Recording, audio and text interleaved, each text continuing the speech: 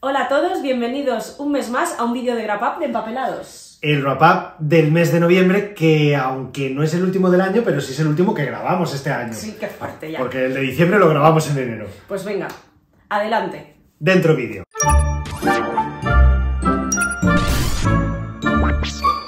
Pues voy a empezar yo con El laberinto de los espíritus de Carlos Ruiz Zafón, que es el libro que cierra la tetralogía de La sombra del viento. ¿Ya te has leído todas? No, porque soy así, y entonces me he equivocado y he leído el cuarto antes que el tercero, me queda el tercero.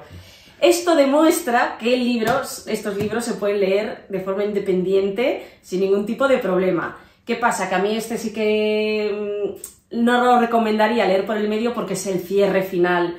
Y bueno, siempre es algo un poco especial que algunos personajes o alguna historia se cierra de alguna manera. O sea, el final es como más contundente y más emotivo en este caso, porque yo he llorado. Tengo que confesarlo. La historia está genial, es en España en los años 50 y bueno, como sabéis, los que habéis leído ya los libros anteriores de esta colección, siempre es un misterio y que no quiero contar mucho de qué va porque siempre está relacionado siempre con libros. Bueno, en este caso también está relacionado con las altas esferas de esa época de la dictadura. Esto lo puedo contar, hay un secuestro y a partir de ahí, bueno, pues investigaciones. Muy emocionante por todo, por la historia, por cómo está contada. Ruiz Zafón escribiendo es una maravilla, lo sabéis. Una tetralogía que se puede leer independiente, pero yo este libro recomendaría dejarlo siempre para el final. Y ahora voy yo con uno de mis libros favoritos de este año y seguro que de mi vida, que ha sido El cuarto mono, que es un libro que me recomendabais desde hace un montón de tiempo. En su momento me lo compré y no sé por qué nunca le había dado una oportunidad, estaba ahí en la estantería esperando. Bueno, increíble. Es un thriller criminal con una premisa muy loca, de estas con las que Eva abre mucho los ojos. Es un asesino en serie que lo que hace es raptar a la que va a ser su siguiente víctima y antes de matarla, primero envía una caja con los ojos de la víctima, después una caja con la oreja de la víctima y después una cajita con la lengua de la víctima para después ya abandonar el cuerpo sin vida de esa persona. El caso es que así se inicia una investigación de estas totalmente adictivas que no puedes parar de leer y tiene una cosa que me ha gustado muchísimo, que va alternando tanto la investigación policial como el diario del asesino en serie y vamos conociendo su pasado. Es tan sumamente interesante esa parte que en muchos momentos incluso supera la propia investigación y realmente podría ser un libro aparte. O sea, creo que las dos líneas narrativas son potentísimas y en todo momento te interesan las dos y muchas veces intentas leer rápido la investigación porque quieres llegar al pasado otra vez del asesino en serie y eso es algo muy difícil de conseguir. El villano en esta novela es increíble, el que investiga, el protagonista, también es chulísimo y creo que es un thriller criminal de 10. Pues ahora cambio yo de tercio y voy a hablar de nuestro reto del mes, que era leerse una novela histórica, pero cambio de tercio a medias, porque aquí hay mucho asesinato también, a espada además, que es como también te pueden cortar por cachitos si se quieren. Yo elegí Matar al Rey porque habla de una época en la que yo no tengo mucha idea y me apetecía mucho aprender más. José Luis Corral es uno de mis autores favoritos de novela histórica. Podéis leer en nuestro perfil las reseñas de los Austrias, que son unos libros maravillosos. Y este libro trata de la primera mitad del siglo XIV y abarca el reinado de Alfonso XI. Es un reinado un poco caótico porque este hombre está obsesionado con conquistar Granada, que es lo único que queda en la península ibérica árabe, y está todo el rato intentando hacer eso, y luego tiene un montón de nobles alrededor que le intentan quitar el trono porque este llegó al trono un poco de rebote, y hay mucha gente que no lo considera el rey legítimo, entonces está todo el rato pensando que los nobles le van a quitar el trono. Y luego por el medio hay una historia de amor, no sé por qué he hecho amor, porque es amor de verdad, pero sí, pero que no es su mujer, digámoslo así. Tengo que avisar de José Luis Corral, para los que no lo hayáis leído, si lo queréis empezar a leer, porque os digo que es de mis favoritos, no empezaría por este, porque no es la época más interesante. Prima más el contenido que la forma, o sea, no esperéis un libro súper bien escrito, novelado a muerte, no. Tampoco es nombre, dato, nombre, dato. Otra cosa que hace muy bien, que lo estuve hablando el otro día con una persona que también lo está leyendo, es que no os liéis mucho con los nombres. Hay muchísimo nombre al principio, pero este señor repite todo el rato quién es cada persona. Así que, mientras lo vais leyendo, podéis seguir el hilo muy fácil, que por eso también me gusta mucho. Así que, nada, recomendable. Y ahora voy yo con mi lectura del reto del mes, que también ha pasado a ser una de mis novelas favoritas de mi vida, y todo gracias a la recomendación de Eva.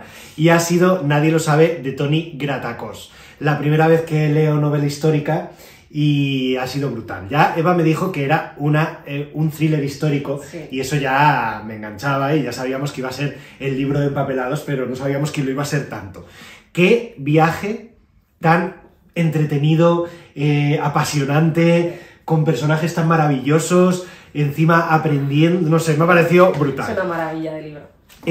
La historia se centra en la expedición de Magallanes Elcano, que es la primera vuelta al mundo, una expedición en la que salió comandada por Magallanes y de la que solamente regresó al final realmente solamente una nave y comandada por Elcano.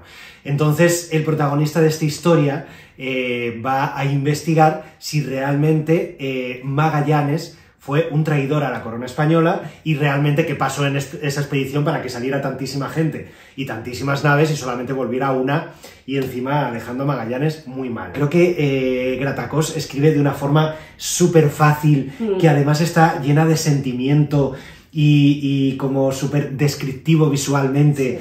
Sí.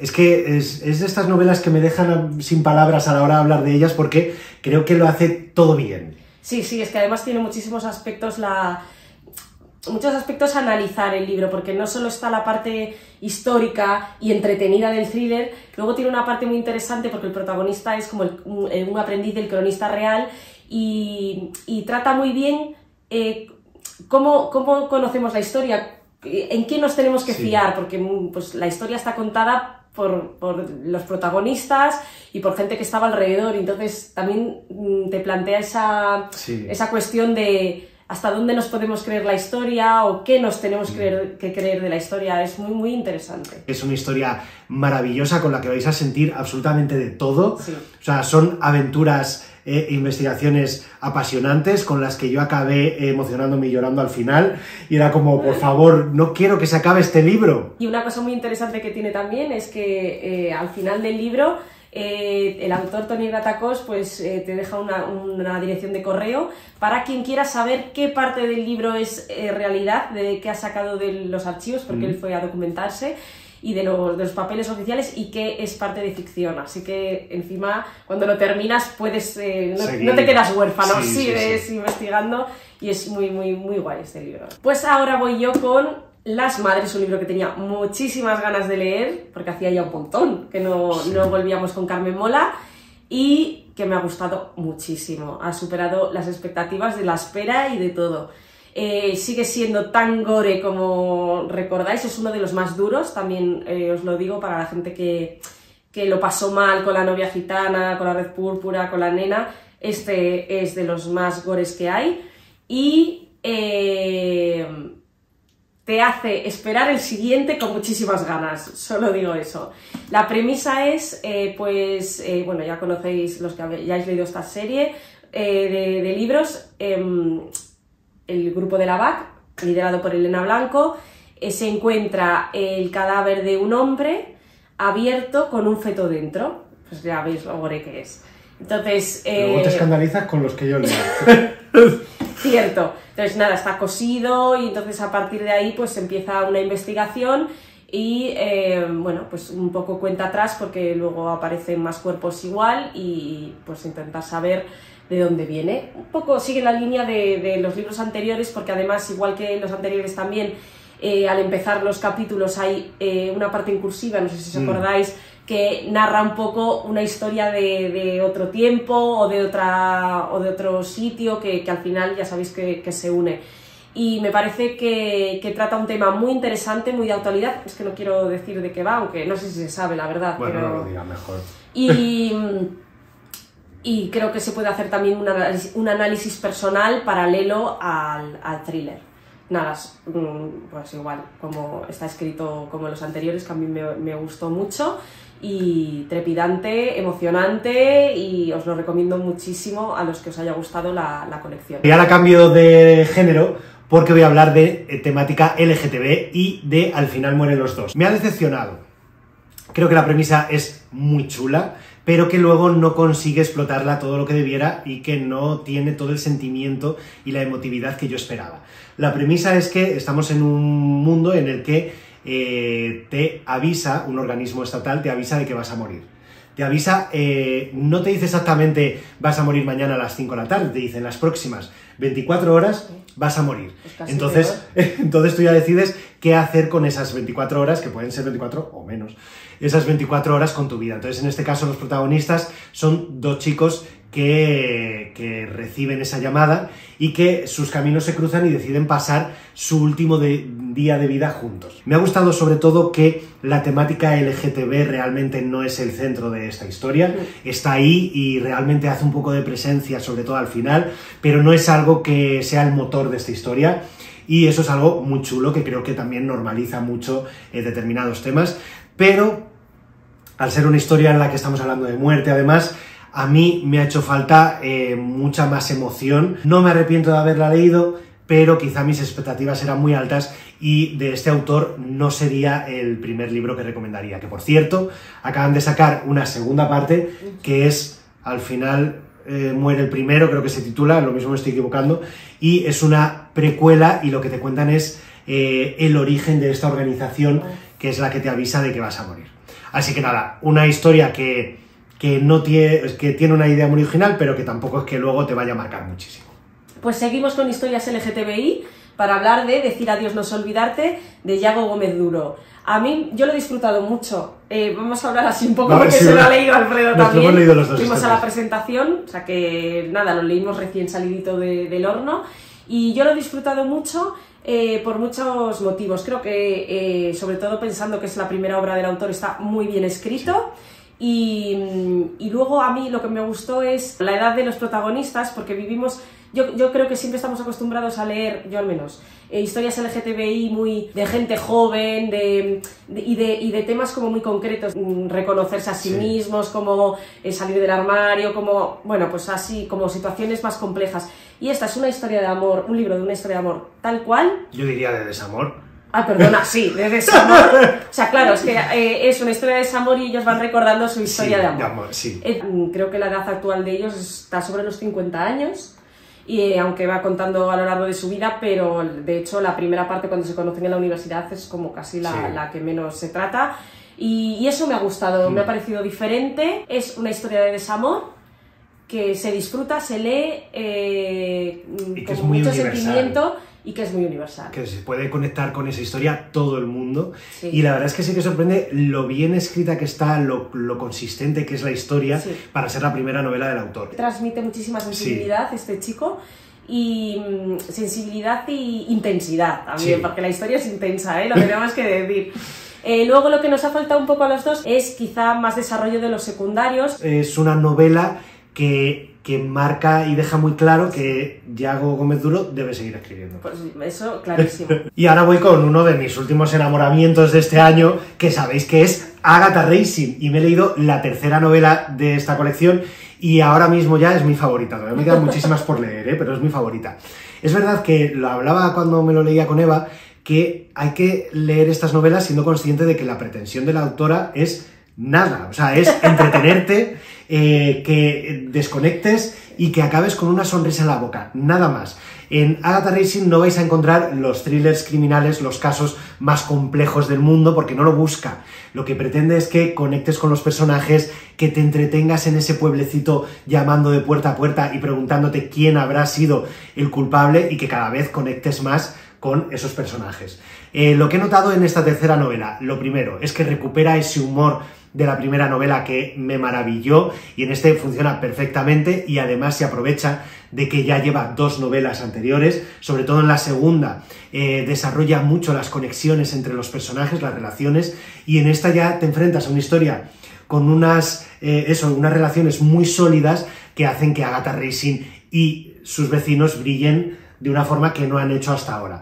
Me ha encantado, os recomiendo muchísimo Agatha Racing porque se ha convertido en mi escape literario en el que cada X novelas acudo porque me hacen sentir súper bien y me siento súper feliz. Yo voy a seguir un poco la línea de Alfredo con este libro, Se tiene que morir mucha gente, de Victoria Martín, en el sentido de un libro de entretenimiento y de, bueno, en este caso de risa, de mucha risa absoluto, pero sin ningún tipo de pretensión más, o eso por lo menos creo yo.